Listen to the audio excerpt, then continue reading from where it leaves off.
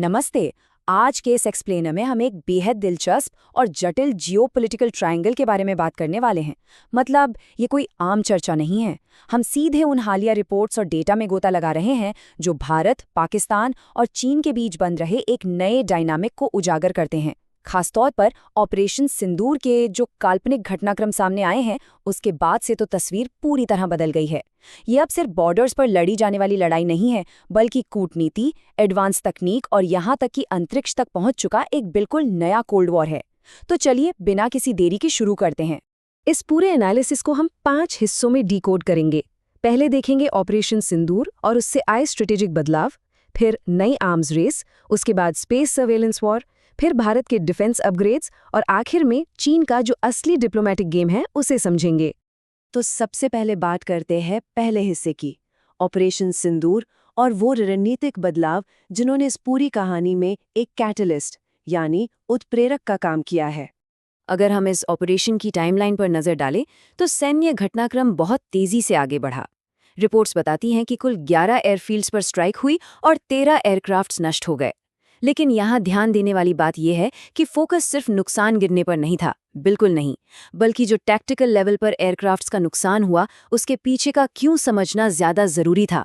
इसी डेटा को एनालाइज करके आगे की पूरी स्ट्रैटेजी को और भी ज्यादा रिफाइन किया गया। और इस रिफाइंड स्ट्रैटेजी का सबसे बड़ा सबूत हमें ब्रह्मोस मिसाइलों के रूप में देखने को मिला।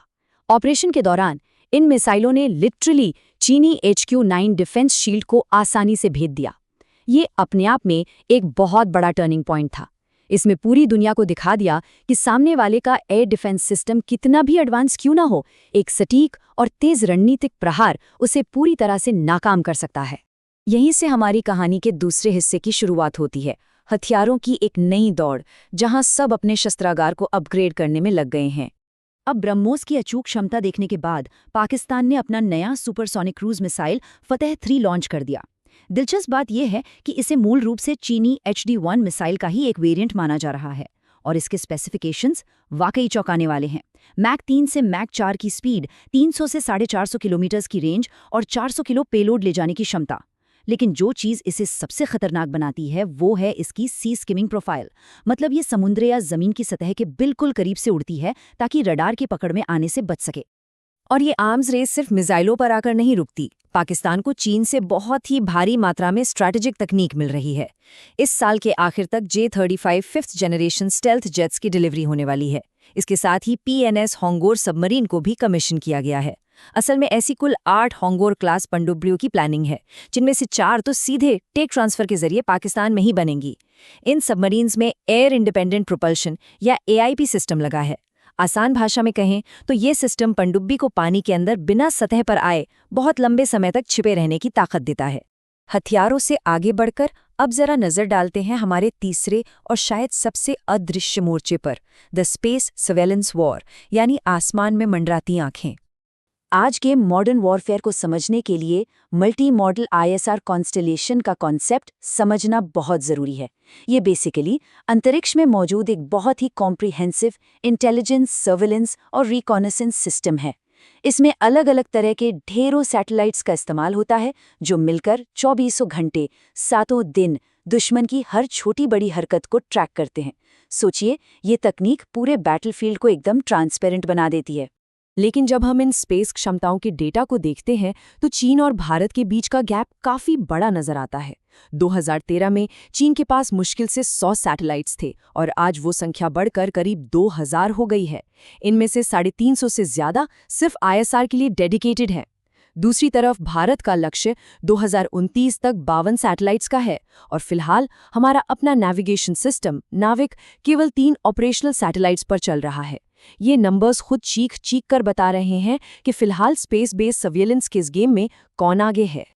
और इसी सर्वेलांस गेम में चीन की पूरी बैकिंग के साथ पाकिस्तान बहुत तेजी से अपने कदम बढ़ा रहा है।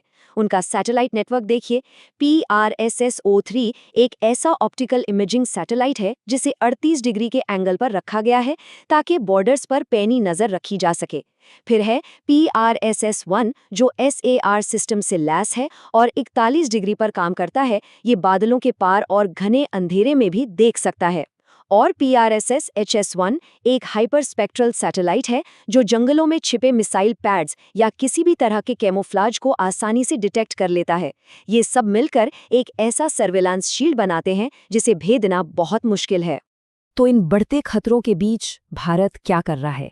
आइए हमारे चौथे हिस्से में भारत के डिफेंस अपग्रेड्स और काउंटर मेजर्स पर नजर डालते हैं। इस लगातार बढ़ते प्रॉक्सी थ्रेट का जवाब देने के लिए भारत ने भी अपनी तैयारियां तेज कर दी हैं।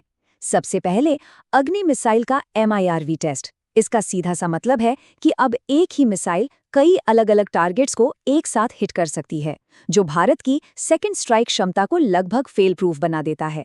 फिर आता है स्वदेशी तारास सिस्टम। ये एक तरह का ग्लाइड किट है जो अनगाइडेड मिसाइलों को बेहद सटीक हथियारों में बदल देता है। इसके अलावा आसमान को सुरक्षित करने के लिए S-400 एयर डिफेंस का चौथा स्क्वाड्रन आ रहा है, जो 400 किलोमीटर दूर से एक साथ 36 टारगेट्स को उलझा सकता है। और सर्विलांस के मोर्चे पर $3 बिलियन में 30 MQ-9 रीपर ड्रोन्स की खरीद भी इसी तैयारी का हिस्सा है। भारत की इस पूरी स्ट्रैटेजी को अगर एक आधिकारिक सैन्य नजरिए से समझें तो उनका स्टैंड एकदम साफ और प्रैक्टिकल है। उनका कहना है, मैदान पर जो भी टीम सामने आएगी हम उसके खिलाफ खेलेंगे। ये कोई हवाई बात नहीं है, बल्कि एक बहुत ही ग्राउंडेड और टैक्टिकल कॉन्फिडेंस है जो बताता है कि चाहे खतरा एक मोर्चे से हो या कई मोर्चों से, मिलिट्री हर सिचुएशन के लिए पूरी तरह तैयार है।